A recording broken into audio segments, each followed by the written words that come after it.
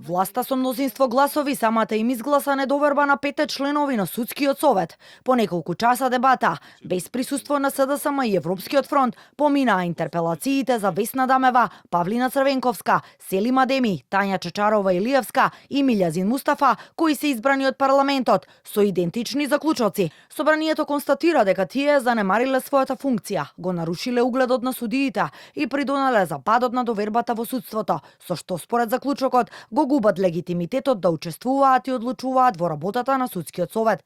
Весна Дамева беше единствената што се појави во собранието, за да го образложи својот одговор, обвини за политичка хајка против неа, навреди и омаловажувања и атак од власта врз судството.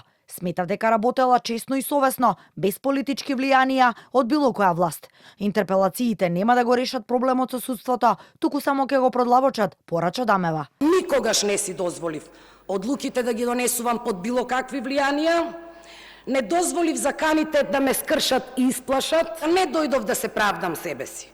Не дојдов да се заштитам себе си, туку дојдов да застанам на страна на владење на правото, на страна на заштита на независноста и самостојноста на судската власт, да се спротивставам на селективната правда, на дискриминаторскиот однос и да укажам дека правната доктрина не познава колективна одговорност. На седницата најмногу зборуваа пратениците од ВМРО ДПМН и владеачкото мнозинство.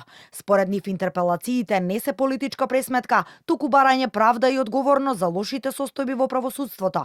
За опозицијската СДСМ пак, интерпелациите се незаконски и упад во независноста на судството. Велат да за реформи, но не на ваков начин, пошто ја напуштија собраниската сала. Ние, почитувани, не му судиме на судството.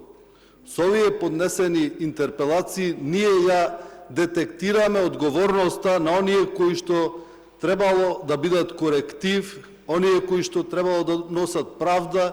И повторно ќе очекуваме да после дебатата ги замолиме да си поднесат оставки или да не поднесат оставки. Мислам дека реформа не може во ниту еден случај да биде со интерпелации или со евентуални персонални промени. Најавувам дека СДСМ и пратеничката група нема да учествува по натамошната расправа. Благодарам. Напуштањето на седницата е само потврда дека Социјалдемократскиот сојуз се свесни дека аргументите не се на нивна страна, зад-скриени позади тезата дека ова удар на судството, бараат начин како да избегаат од дебата. За разлика од Дамева, останатите членови присуствуваа на редовната седница на Судскиот совет, која паралелно се одвиваше со собраниската. Тања Чачарова Илиевска изјави дека нема да присуствува во собранието, а интерпелација на член на Судски совет според неа е преседан и противуставен акт. Преседан во досегашната парламентарна демократија на Република Северна Македонија, значи повеќе од 30 години.